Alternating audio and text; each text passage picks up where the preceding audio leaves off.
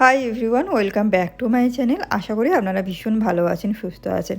আজকে আমি আপনাদের সাথে শেয়ার করব আমার weekly bathroom deep cleaning routine, যেটা খুব অল্প সময়ের মধ্যে বাথরুম বেশ ভালো রকমভাবে পরিষ্কার হয়ে যায়।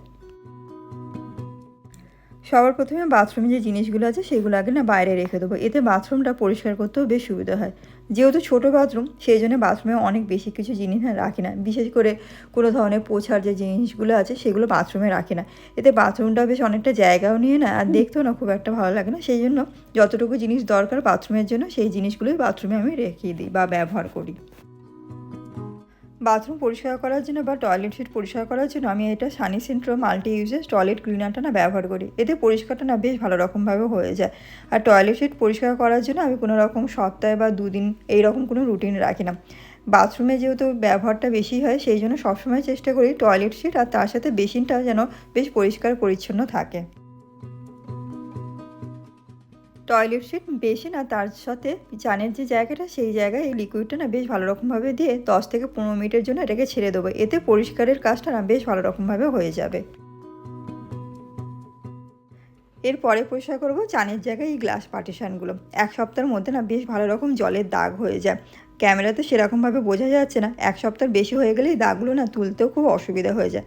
আর এটা আমি পরিষ্কার করার জন্য যে কোনো ধরনের মাইল্ড শ্যাম্পু বা শাওয়ার জেল হয় সেটা দিয়েই পরিষ্কার করি।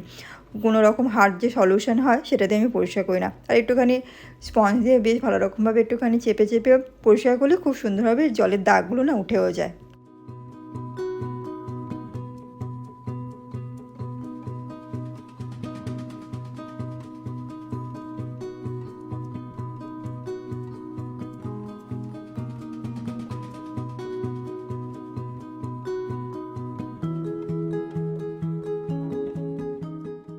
প্রত্যেক দিনও চানের সময় তেল, সাবান, শ্যাম্পুর ব্যবহার তো হয়েই থাকে। আর সেই জন্য এই ফ্লোরটাও ভীষণভাবে একটু কালচে কালচে হয়ে যায়, যেটা পরিষ্কার করার জন্য আমি এখানে তারের জালিটাই ব্যবহার করি। এটা দিয়ে পরিষ্কার করলে কালচিটে যে একটা দাগ সেটা বেশ ভালো রকমভাবে উঠেও যায়, আর তার সাথে কোণগুলো বেশ সুন্দরভাবে পরিষ্কারও হয়ে যায়।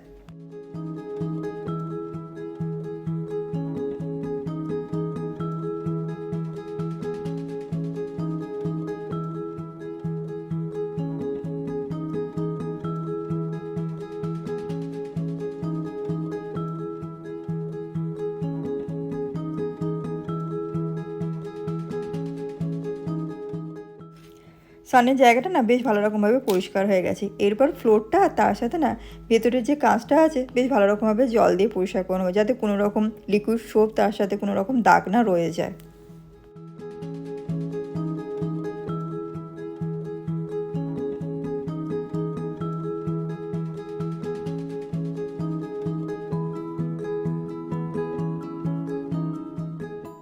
এরপর এরকম একটা ওয়াইপার দিয়ে কাঁচের বাইরের সাইডে পরিষ্কার করে নেবো। এতে কাঁচটা খুব সুন্দরভাবে পরিষ্কার হয়ে যায়। আর তার সাথে এখানে একটা নিয়েছি মাইক্রোফাইবার কাপড়। এখানে যে স্টিলের যে বেসটা আছে এই কাপড়টা দিয়ে পরিষ্কার করবো, আর তারপরে কাঁচটাও বেশ ভালো রকমভাবে মুছে নেবো।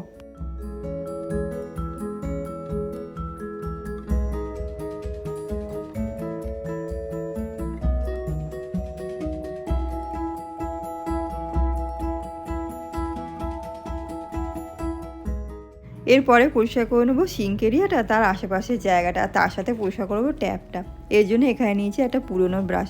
পুরনো ব্রাশগুলো এরকমভাবে যত্ন করে রেখে দিই, যখনই বাথরুম পরিষ্কার করার বা যে কোনো এমন জায়গা পুরনো ব্রাশ দিয়ে বেশ ভালো রকমভাবে পরিষ্কার হবে, তো এই ব্রাশগুলো রেখে দিই। আর ট্যাপের আশেপাশটা পরিষ্কার করার জন্য পুরনো ব্রাশ যথেষ্ট উপযুক্ত।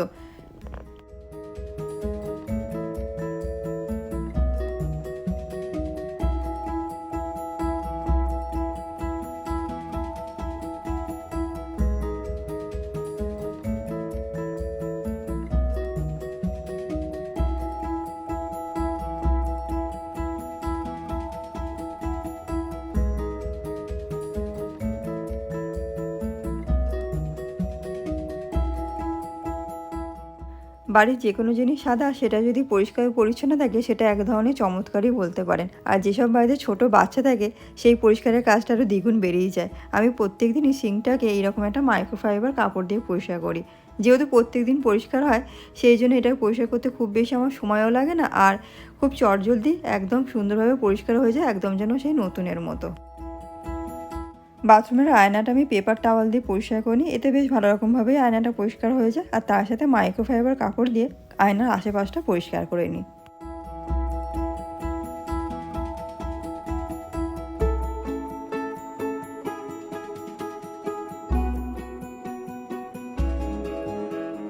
এইরকম ধরনের টুথপেস্ট হোল্ডারগুলো না বেশ ভালো হয়। শেলফ অ্যাডহেসিভ, কোনো রকম ড্রিলও করতে হয় না, নিজের মতো যে কোনো জায়গায় এটাকে ব্যবহারও করা যায়। এটা অবশ্য মেড টুথপেস্টেই রাখা হয়। এটা দেখতেও বেশ ভালো, এটা কিউট, ছোট্ট জায়গার মধ্যে খুব সুন্দরভাবে এগুলো না ব্যবহার করাও যায়। আর মেড পেস্টটা যেহেতু শেষ হয়েও গেছিলো, সেই জন্য এটা একবার বেশ ভালো রকমভাবে পরিষ্কার করে তারপরে এর মধ্যে পেস্টটা আমি রেখে নেবো।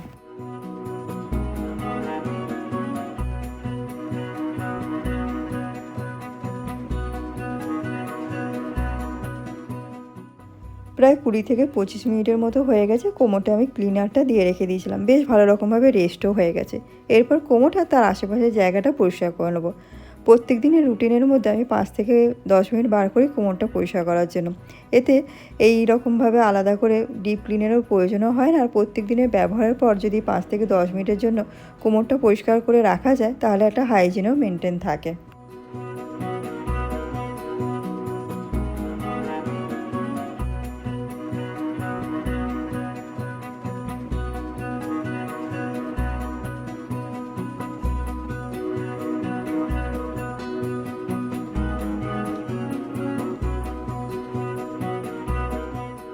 এরপরে জানলার জায়গাটা পরিষ্কার করে নেবো। জানলাটা খুব বেশি খোলা থাকেও না, তবু কীরকম একটা না ধুলো পড়েই যায়। তো এর সাথে সাথে এখানে পরিষ্কার করে নেবো হেয়ার ড্রায়ার হোল্ডারটা, তার সাথে টিস্যু পেপারের যে হোল্ডার, এটাও পরিষ্কার করে নেবো এই একটা মাইক্রোফাইবার কাপড় দিয়ে।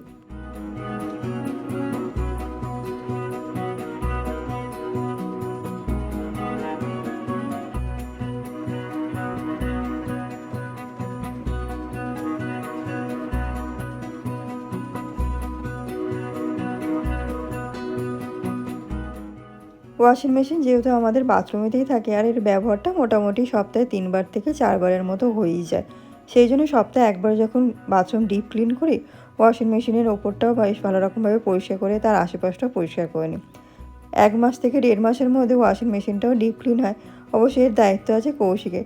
সে তার 1 থেকে 1.5 মাসের মধ্যে একটা সময় বার করে নিয়ে ওয়াশিং মেশিন তার মতো করে ডিপ ক্লিন করে নেয়। ছোট জায়গার মধ্যে এই অর্গানাইজারগুলো না ভীষণই ভালো। অল্প জায়গার মধ্যে কিন্তু অনেক জিনিস বেশ ভালো রকমভাবে গুছিয়ে রাখাও যায়। এই কর্নার র্যাকগুলো আমি কিনেছিলাম অনলাইন থেকে।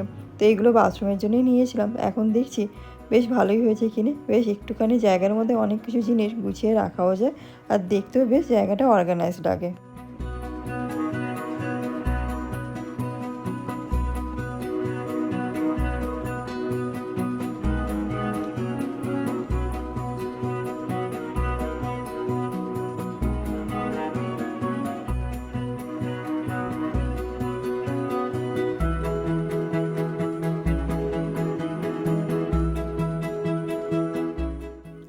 বাথরুম পরিষ্কারের কাজ একদম প্রায় শেষের দিকে। এরপর এরকম একটা বিদেশি ঝাড়ু নিয়ে বাথরুমটা বেশ ভালো রকমভাবে ঝাড় দিয়ে নেবো, আর তার সাথে বেশ ভালো রকমভাবে বাথরুমটা পুছে নিলে বাথরুম পরিষ্কারের কাজ একদম পুরো কমপ্লিট।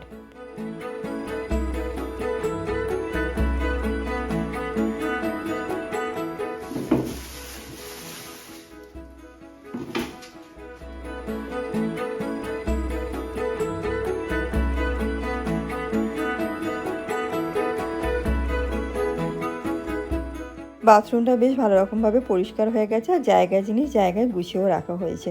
এরপরে একটুখানি অ্যাড করবো গ্রিনারি। এই জানলার কাছটাতেই রাখলাম এই গাছটা। দেখতে না ভীষণ ভালো, পার্পল কালারের এই গাছের পাতাগুলো। এখান থেকে আলোটাও পাওয়া যায়, আর হাওয়াটাও বেশ আসে। আর ওয়াশিং মেশিনের ওপরে কাপড়টাও এখানে রেখে দিলাম। এখন যেহেতু ঠান্ডা সেরকম নেই, হিটারটা খুব বেশি একটা ব্যবহার হয় না।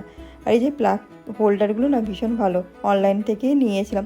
এখন দেখছি আরও 2-1টা নিলে ভালোই হয়।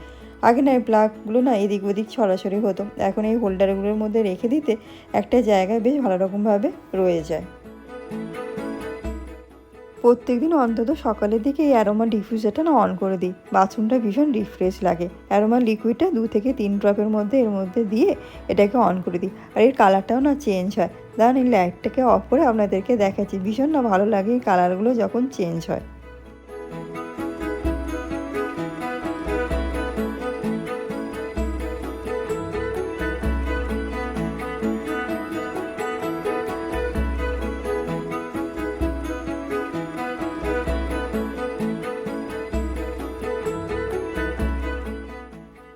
বেশ কয়েকদিন আগে এই দুটো ক্যানভাস পেন্টিং করেছিলাম, তো ভেবেই রেখে দিয়েছিলাম যেদিনকে বাথরুমটা ডিপ ক্লিন করব সেই দিনকেই ক্যানভাসগুলো বার করে এখানে স্টিক করব।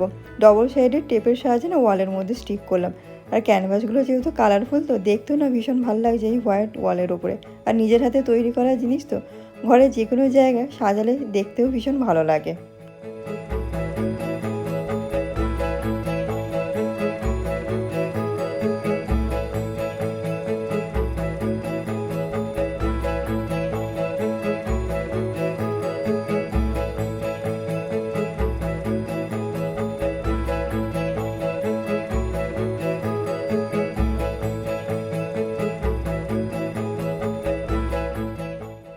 এই ভিডিওটা আপনারা দেখবেন 12 থেকে 13 মিনিটের জন্য। আর এই ভিডিওটা তৈরি করতে আমার সময় লেগেছে 2.5 থেকে 3 ঘন্টার মতো। ক্যামেরাটাকে ঠিকভাবে রাখা, ট্রাইপডটাকে ঠিকভাবে সেট করা, যাতে প্রত্যেকটা ভিডিও আপনাদের কাছে বেশ ভালো রকমভাবে পৌঁছে দিতে পারে। আর আপনাদের করা একটা লাইক, শেয়ার, একটা সাবস্ক্রাইব আমাকে পরের ভিডিওটা করতে খুব বেশি করে মোটিভেট করে। আর যদি এই ভিডিওটা আপনাদের কিছুটা হলেও ভালো লেগে থাকে, তাহলে একটা লাইক করবেন, শেয়ার করবেন। আবার দেখা হবে খুব তাড়াতাড়ি নতুন একটা ভিডিওতে। ভালো থাকবেন, সুস্থ থাকবেন, আনন্দ থাকবেন। টাটা।